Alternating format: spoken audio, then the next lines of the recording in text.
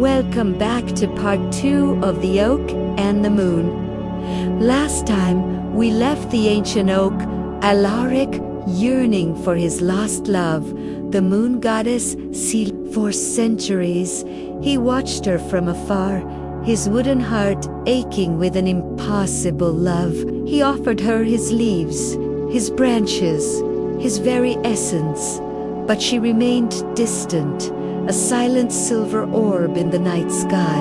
One night, as a sliver of the new moon appeared, a tiny seed fell from Alaric's highest branch. It wasn't an acorn, but a glowing, ethereal seed that pulsed with a soft, white light. It tumbled through the air and landed gently on the mossy ground below. As the moon waxed fuller each night, the seed began to sprout. It wasn't a tree that grew, but something far more magical. A delicate figure, woven from moonlight and stardust, slowly took form at the foot of the ancient oak. Alaric watched in silent wonder. Was this a gift from Celia, or was it something else entirely? A new magic was stirring in the forest, a magic born from a love that spanned the earth and the heavens. What will become of this starlit child? Find out in part 3. Thanks for watching, and don't forget to subscribe for the next chapter of our story. That knowledge didn't come from nowhere. It came from a tradition of careful learning, precise transmission, and accumulated experience. The Druids were training physicians whose techniques were genuinely effective, whose knowledge was systematically taught. Was a results in some cases we can still see in Fort Sondi Trold. Think about that the next time someone uses the word primitive to describe Iron Age Celtic culture. The astronomical knowledge is perhaps the most visually dramatic of the Druidic disciplines, partly because the evidence of it is so literally monumental. You've probably heard of It sits in the Boyne Valley in County Meath, about an hour's drive north of Dublin, and it's one of the most extraordinary structures in the world. It is a massive passage tomb, a circular mound of earth and stone about 85 meters in diameter, built sometime around 3200 BC, that makes it older than Stonehenge by several centuries. Older than the Great Pyramid at Giza, 5,200 years old, give or take. And every year on the morning of the winter solstice, the shortest day, the longest night, the turning point of the year, a beam of sunlight enters through a small opening above the entrance, passage, and travels the entire length of the corridor, 19 meters of carefully aligned stone, to illuminate the inner chamber. Now, this alignment doesn't happen by accident. The builders of New Garage didn't just get lucky with the orientation of their corridor. They calculated carefully and precisely exactly where the sun would rise on the winter solstice morning. And they built their monument to channel that specific beam of light at that specific moment. Modern engineers who have examined the structure are genuinely impressed by the precision of it. The tolerances involved in getting the alignment exactly right over a corridor of that length are extraordinarily small. These were people who understood the movements of the sun deeply and precisely.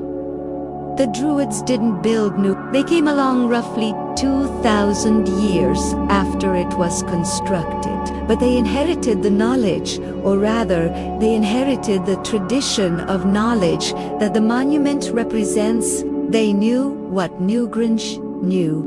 They knew where the sun rose at each turning point of the year, where it set, how the days lengthened and shortened, how these movements related to the agricultural calendar, to the seasons of planting and harvest, to the timing of ceremonies and festivals. The Irish festival calendar preserved in early medieval manuscripts confirms this. The year was divided into 4 major festivals, each one tied to a precise solar event. In bulk, in early February, the first stirring of spring. Beltane in May, the beginning of summer, marked by great fires lit on hilltops. Luknisat in August. The harvest festival, Samhain, in November. The end of the agricultural year, the beginning of winter's dark. These 4 festivals sit at the midpoints between the solstices and equinoxes, and getting them right required precise astronomical knowledge. You had to know not just that the summer solstice was approaching, but exactly when it would occur, so you could count the days forward or backward to the festival. There are also the solstices and equinoxes themselves, which appear to have been significant to the Druids. Newgrange marks the winter solstice. Noth, another great mound in the Boyne Valley, appears to be oriented to the east. The hill of Tara, Ireland's ancient royal seat, has multiple alignments pointing to different celestial events. Stone circles scattered across Ireland and Britain orient to various sunrise and sunset points at different times of year. This wasn't decoration. This was a living astronomical calendar built into the landscape. And the Druids were the people who read it, who maintained the knowledge of what each alignment meant, who used it to time the ceremonies that kept their world in order. They probably also tracked the movements of the moon, necessary for predicting tides, for calculating the lunar calendar, possibly for predicting eclipses. Several ancient sources hint the Druids could predict eclipses, which would have required sophisticated understanding of lunar cycles and their relationship to the solar year. The sophistication of this astronomical knowledge deserves to be stated plainly. We're not talking about vague awareness that the sun rises in the east. We're talking about precise calculations capable of specifying years in advance exactly when a particular celestial event would occur. We're talking about the integration of solar and lunar cycles into a workable calendar that served practical, agricultural, and ceremonial purposes across generations. And we're talking about all of this being held in memory, transmitted person to person, updated and refined with each generation's observations, without a single written record. The epic tales are our most vivid connection to the Druidic world, even though they reach us in a form that's been filtered through centuries of retelling and, eventually, through the perspective of the monks who wrote them down. The great Irish epics, the Táin Bócua Hendish, the Cattle Raid of Cooley, Chief. Among them are extraordinary documents. They tell stories of heroes and goddesses, of magical transformations and impossible battles, of love and betrayal and sacrifice. They're not history in the modern sense. They're not meant to be taken as literal accounts of things that happen. But they're not pure fiction either. They re-mythological history, stories that use supernatural and heroic elements to explore and preserve real cultural values, real social structures, real spiritual beliefs, and threaded through them are the Druids. The Druids appear constantly in these tales as pivotal figures, advisors to kings, interpreters of omens, shapers of events. They change the weather. They predict the future. They see things that ordinary people cannot see. They know which direction the wind will turn before it turns. They understand what a particular flight of birds means for the outcome of a coming battle. They know the specific ceremonies required to resolve a particular kind of crisis. How much of this is embellishment? Honestly, quite a lot. Probably. Generations of storytelling tend to accumulate supernatural elements. A druid who was genuinely skilled at reading weather signs might, after a few centuries of retelling, become a druid who could command the weather itself. That's just how oral tradition works, the core of the story.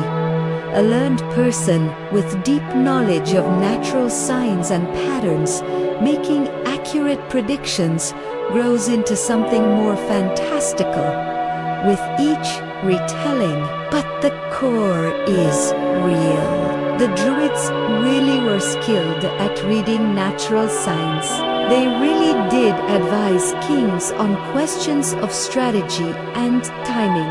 They really did have knowledge of things that ordinary people didn't. Not supernatural knowledge, but trained observational knowledge accumulated over years and transmitted through a rigorous educational tradition. There's a passage in the Ten where a druid interprets a vision seen by the Queen Meb. He doesn't just tell her what it means in a simple way.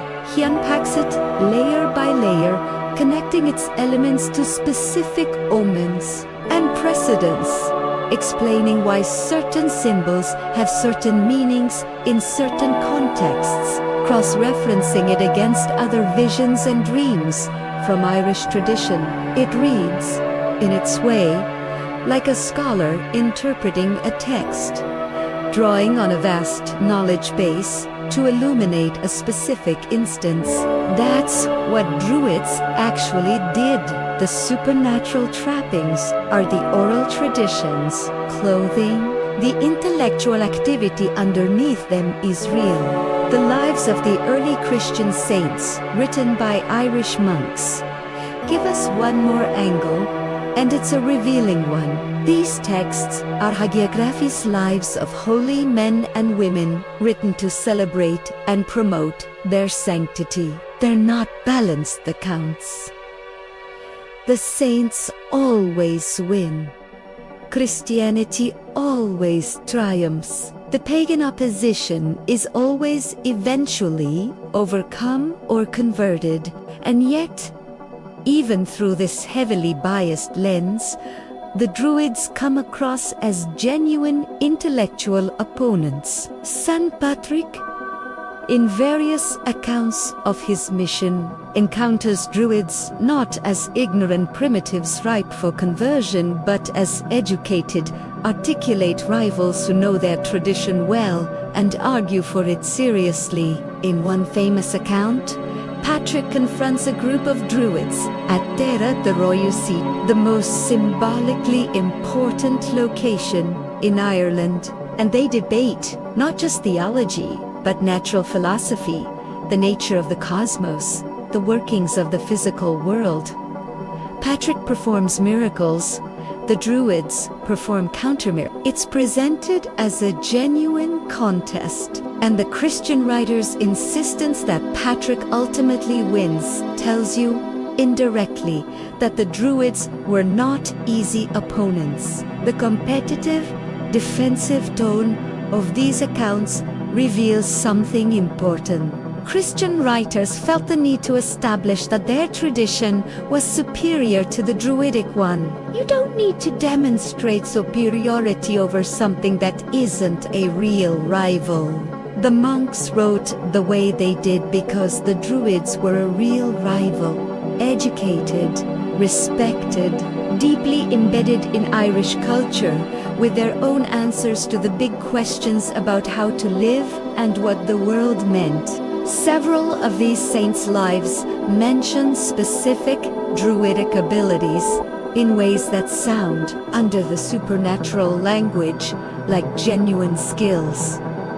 A Druid who predicts an eclipse A druid who knows the properties of a particular plant that will poison or heal. A druid who reads the patterns in a flight of birds and correctly predicts the weather for the coming week. These are, if you strip away the miraculous framing, descriptions of an astronomer, a physician, and a skilled naturalist. The monks may have called these abilities magic or sorcery, but the abilities themselves were rooted in knowledge, in observation, in training. There is a particular detail that comes up in multiple sources, and that haunts me every time I think about it. The moment when, in a council or assembly, the king had to wait for the druid to speak first. This wasn't ceremonial. It wasn't just tradition for its own sake. Though it was certainly tradition, it reflected something real about how Celtic society understood authority and legitimacy. The king had power, political power, military power, the ability to command armies and allocate resources.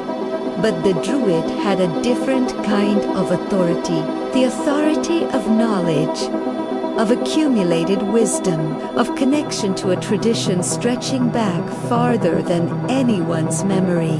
When a king made decisions without consulting the druid, it was understood that he was making decisions in relative ignorance.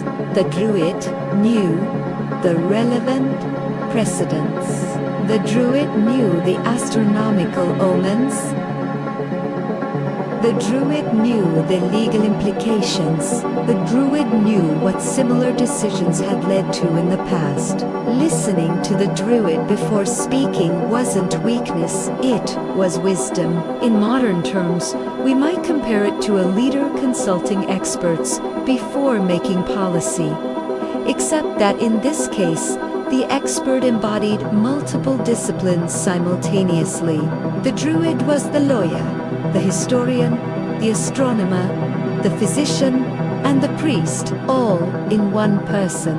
Consulting the druid meant accessing all of that knowledge at once. The excommunication power is similarly revealing. A druid could, in effect, exclude a person from participation in religious and social life. No ceremony, no ritual assistance, no place in the sacred gatherings that structured Celtic community life.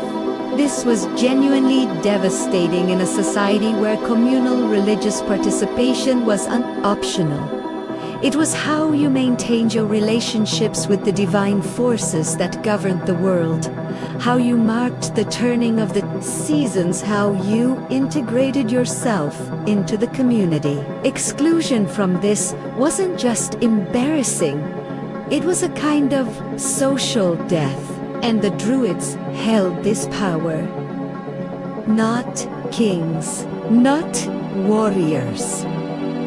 The people who held 20 years of knowledge in their minds and who had earned their authority through learning, through decades of proving themselves worthy of the tradition they carried. We need to talk about what it actually feels like to lose something this large, because I think we underestimate it. We live in an age of almost unlimited information preservation. Libraries, digital archives, the internet.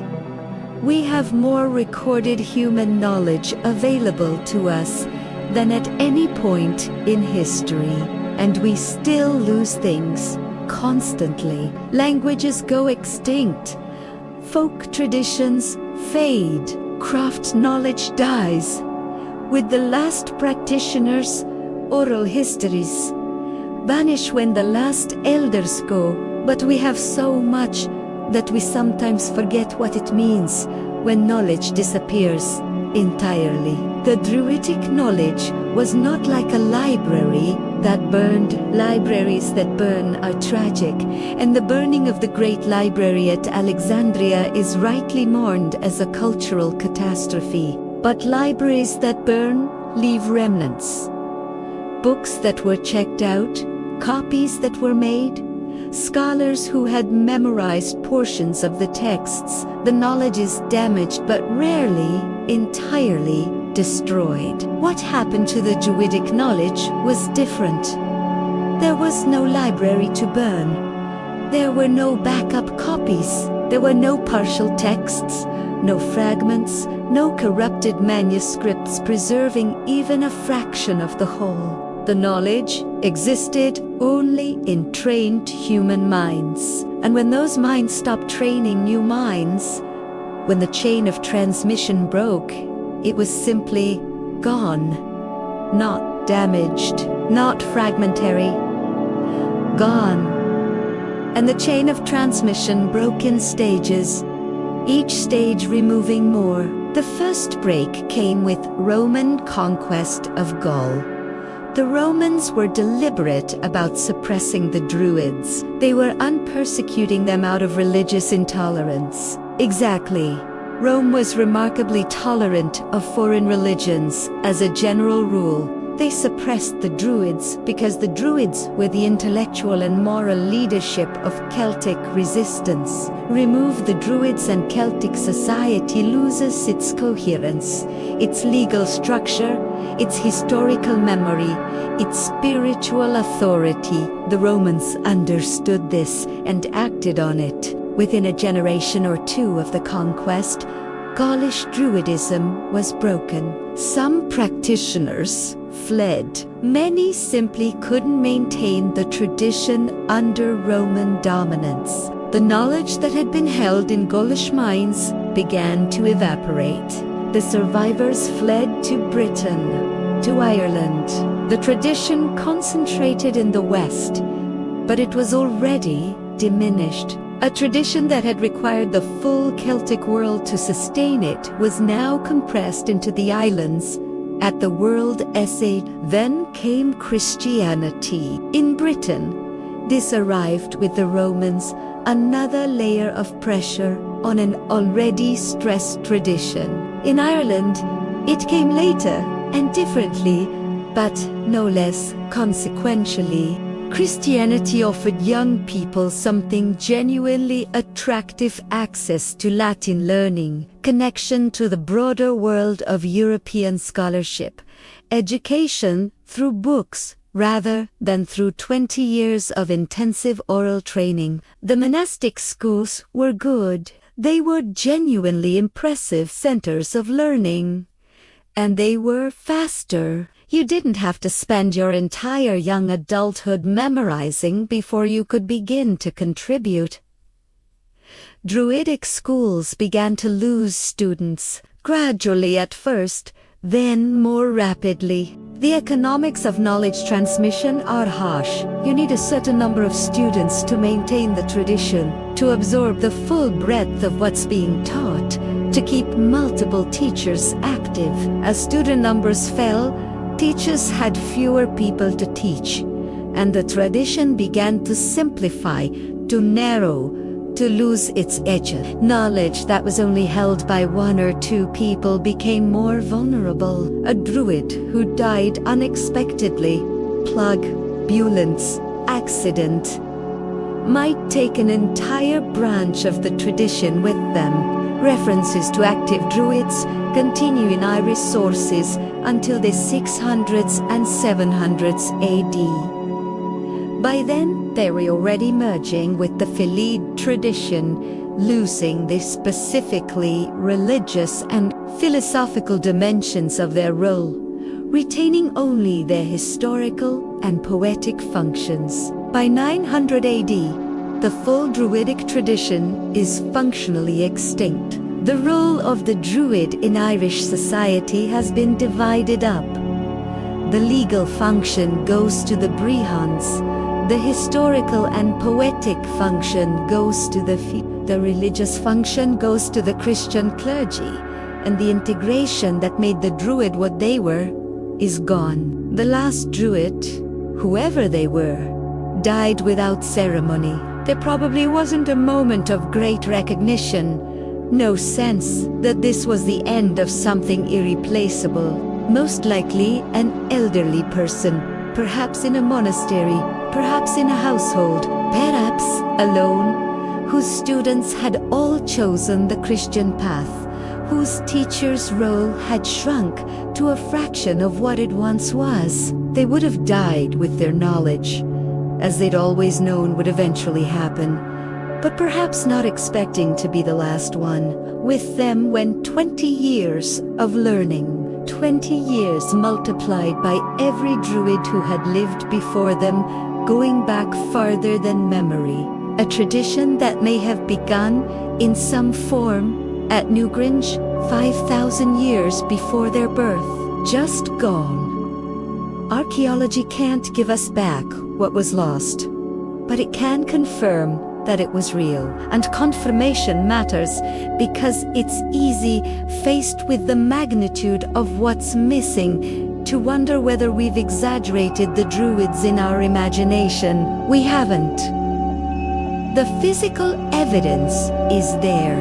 The astronomical alignments at Newgrange, Noth, Douth, the Hill of Tara, the Ring of Brodgar in Orkney, stone circles across the landscape. These are real structures, built with real precision, demonstrating real astronomical knowledge. You can visit them.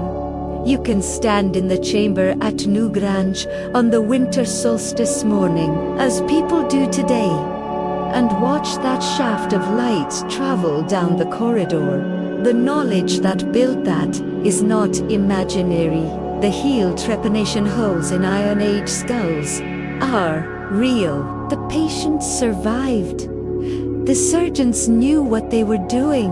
The Broiter gold hoard discovered in County Derry in 1896 includes a tiny golden boat of such extraordinary technical refinement that modern goldsmiths examining it have struggled to understand how it was made with the tools available at the time. Complex alloys, miniature ores, details so fine they can barely be seen without magnification. The mathematical and metallurgical knowledge required to produce this is not primitive.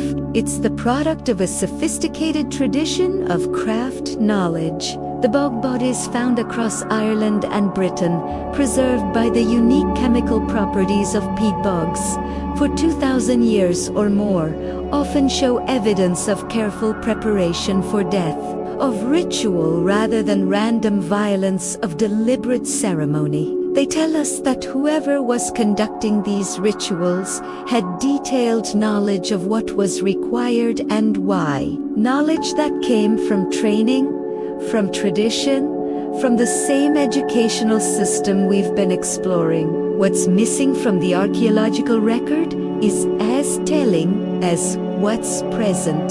No druidic texts anywhere. Not in Ireland, not in Britain, not in Gaul. In a Celtic world that had contact with literate civilizations, that used Greek letters for trade, that was aware of writing as a technology, the Druids produced no written sacred texts. The absence is not the absence of evidence. The absence is the evidence. It proves they didn't write it down, just as they said they wouldn't.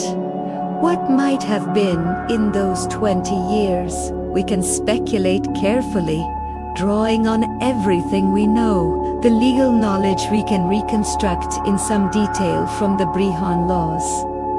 We know the general categories, the underlying philosophy, the level of specificity required. A Druidic judge carried the equivalent of an enormous legal database, but living flexible, applicable to circumstances. The written code had never quite anticipated, interpreted in real time, by a trained mind rather than applied mechanically from a text. The astronomical knowledge we can infer from the physical monuments and from references in solar and lunar cycles. Certainly, the calculation of festivals and agricultural timing, possibly eclipse prediction. possibly a form of celestial mapping that tracked star movements as well as solar and lunar ones. The Romans described Druids discussing the size of the Earth and universe, which suggests cosmological speculation beyond simple observation of visible sky. The medical knowledge partially survives in later Irish medical manuscripts and can be partly validated by modern pharmacology. But we're almost certainly missing most of it.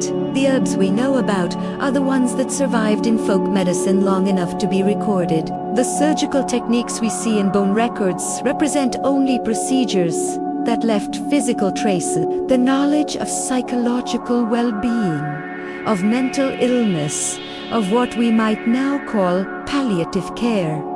None of that leaves physical evidence, and none of it was systematically preserved. The historical knowledge is perhaps the most completely lost. The Druids were the historical record of Celtic civilization. They knew the history of every ruling family going back as far as memory and tradition reached. They knew the history of territorial boundaries, of alliances and wars, of agreements between kingdoms. This wasn't just genealogical interest, it was practically essential, because land rights, succession, and political authority all depended on history.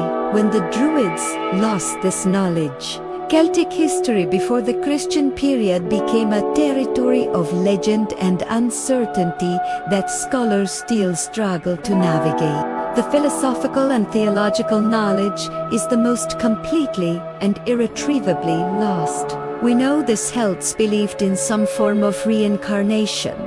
Multiple sources confirm this, and it's consistent across different regions. We know they believed in a world of spirits and divine forces that interpenetrated with the physical world. The concept of thin places, locations where the boundary between worlds grew permeable, appears consistently in Irish tradition. We know they had a complex theology involving multiple divine figures with specific roles and attributes, but we don't know how they thought about consciousness, about identity, about what persisted through the cycle of rebirth. We don't know their cosmology, how they understood the structure of reality, the relationship between the physical and spiritual worlds, the nature of time. We do know their philosophy of knowledge itself, what they thought it meant to truly understand something, how they believed learning transformed the learner. The Romans said they discussed natural philosophy as seriously as the Greeks did. Those discussions are gone entirely. Now, here's the thing that I find most extraordinary about all of this. And I want you to sit with it for a moment as we begin to draw things together. The Druids made a choice, not a naive choice, not an ignorant choice, but a considered, philosophical, deliberate choice to keep their knowledge alive and oral rather than fixed and written. They understood writing. They weren't unaware of it. They chose memory. And there's a real argument to be made that for the period during which their tradition flourished, their choice was the right one. Oral knowledge in a living tradition is dynamic. It can adaptación. It can be applied to new circumstances with judgment and wisdom. It can be protected from those who aren't ready for it. A trained druid carrying legal knowledge could apply it flexibly to a case that no legal code had ever anticipated, because they understood the underlying principles, not just the specific rules. A druid carrying medical knowledge could combine their learning with direct observation of the specific patient in front of them, adjusting treatment in ways that no written prescription could specify. Written knowledge is static.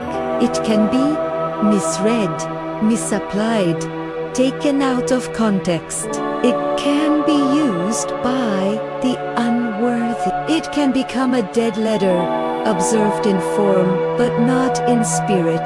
The Druids believed, and there is real wisdom in this, that the relationship between teacher and student, the personal transmission of knowledge in context, was the only way to ensure that knowledge was truly understood, rather than merely repeated. What they didn't anticipate, what perhaps no one could have anticipated, was how completely the chain of transmission could be broken. When you're in the middle of a flourishing tradition, the vulnerability of oral knowledge isn't obvious. Every generation produces new students.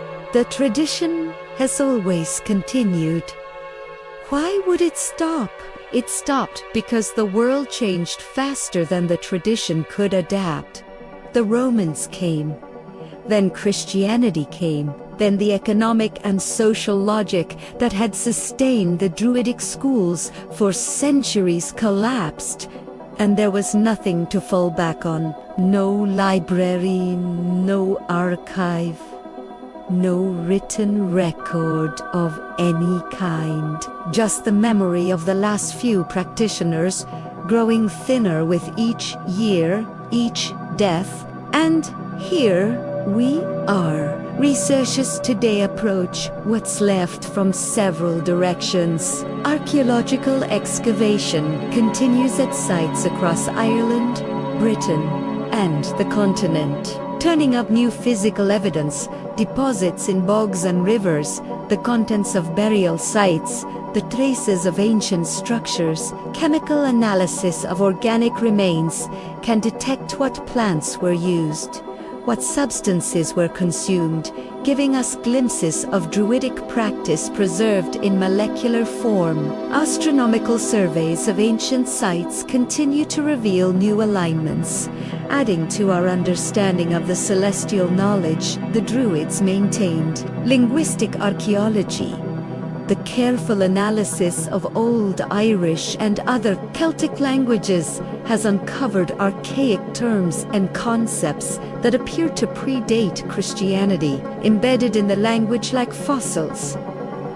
In stone, place names preserve ancient geography. Words preserve ancient concepts. The language carries the shadow of what was said in it, even when the full meaning has been forgotten. Comparative study of other oral traditions. The Vedic tradition in India, the griots of West Africa, the memorized genealogies of Polynesian navigators, helps us understand what oral transmission of complex knowledge actually looks like in practice, how reliable it can be, what its limits are, and how traditions both survive and break. This validates the plausibility of the scale and sophistication of Druidic knowledge and helps us understand the mechanisms of its transmission. But all of this can only take us so far.